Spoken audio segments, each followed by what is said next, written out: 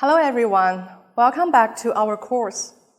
In the previous section, we've talked about the importance of using critical thinking in understanding the original text, which means that we've got to know what the author wants to express. It is also necessary for us, as translators, to figure out why they say so, namely, their intention.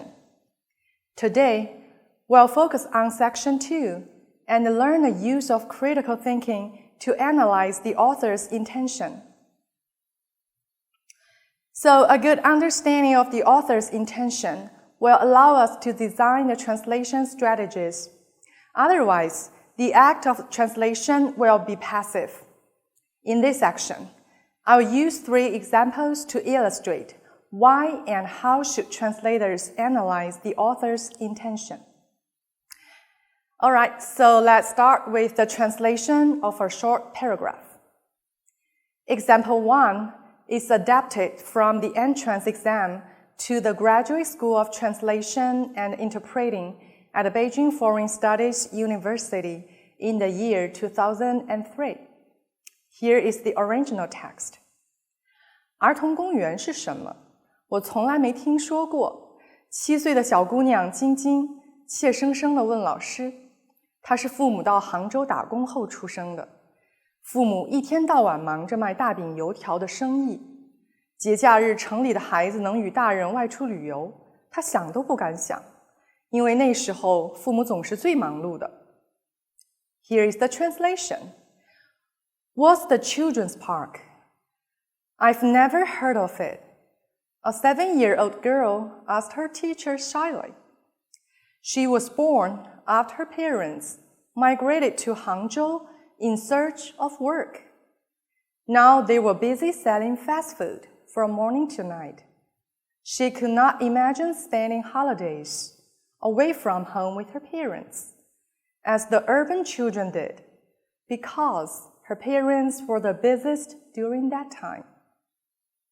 In this paragraph, 大饼和油条 have puzzled a lot of people. There are many translations, such as pie and deep-fried twisted dough sticks, a kind of large flatbread, and 油条. There are different ways in dealing with the translation of cultural words on different occasions. If this phrase appears in the recipe, we will not only provide a detailed explanation in English, but also give Chinese pinyin, and then explain the ingredients and cooking methods. But in such a report, we don't need to distract the reader with such a complicated translation. If translated into pinyin, the reader only knows that it is something which can be inferred from matching selling, perhaps something fancy and special. If 大饼和油条 are translated as a kind of big flatbread and deep-fried twisted dough sticks, the reader knows it's a kind of food and may try to imagine what it looks like, but can't know whether it is a fancy food or not. If we ask ourselves what the author's intention to write 大饼和油条, it may help us find a translation strategy. I think what the author wants to say is simply what the little girl's parents are busy running a small business, more specifically, selling a common fast food. At this point, a simple translation into fast food or snacks is sufficient to convey the author's attention without distracting the reader, and can even be translated more generally, busy running their small business. Okay, let's talk about example 2. Here is the original text. 目前，伊利产品已经广销全国30个省市自治区的500多个大中型城市。Translation is, now, Yili products are sold in more than 500 medium and large cities in nearly all provinces of China. What is the author's intention to say? 30个省市自治区? Is it just to tell the reader the truth, or is the product sold almost everywhere in the country? Chinese readers read 30 and think of all parts of the country. But do foreigners know how many provinces there are in China? Will Chinese readers and foreign readers have the same reaction and understanding? So the translation of 30 provinces, municipalities, and autonomous regions of China may not be able to better communicate the author's message. And nearly all provinces of China is a better translation. Okay, example 3 is adapted from a contract. And here is the original text. 乙方在代理该产品期间，必须严格遵守诚实可信的商业道德，不得更换产品的包装或经销假冒伪劣产品欺骗消费者。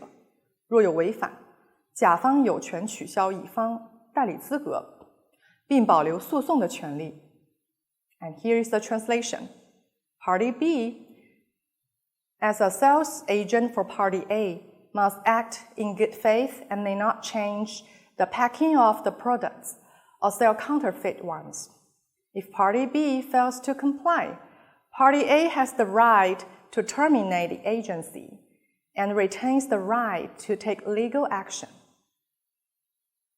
The original text is not rigorous. 假冒伪 can be considered synonyms and can be translated as counterfeit, fake, phony products. 劣质产品 is inferior products, not necessarily fake. 假冒伪劣产品 is a counterfeit and inferior products. It is understandable that Party B should not sell counterfeit Party A products. But what is the relationship with Party A if Party B sells inferior products of other brands? The Chinese side, Party A, is more likely to understand fake and inferior as the same concept. That is, inferior products also refer to counterfeit Party A products. So here, 伪劣 is already included in 假冒 and does not need to be translated. Such a translation shall not violate intention of both parties to the contract. All right, from the above 3 examples, we have learned that a critical understanding of the author's intention helps us to better translate the original text and to most exactly retain its original meaning. In the next section, we will focus on the discovery and clarification of ambiguity with critical thinking. That's all for today's class. Thank you and see you next time.